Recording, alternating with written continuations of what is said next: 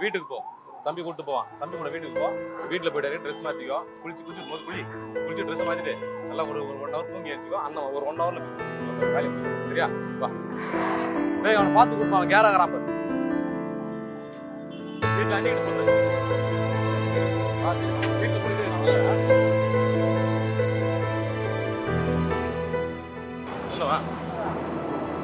என்னவா பிரியாணி சூப்பரா இருக்குண்ணே. பிரியாணி சூப்பரா என்னடா சொல்றேன்? ஏய் பைத்தியக்காரா, ஏய் வீட்டுக்கு கூப்பிட்டுடா. நான் அங்கேயே வந்தேன். இல்லைண்ணே உங்கள்கிட்ட ஒரு விஷயத்த சொல்லணுண்ணே. சொல்லுப்பா.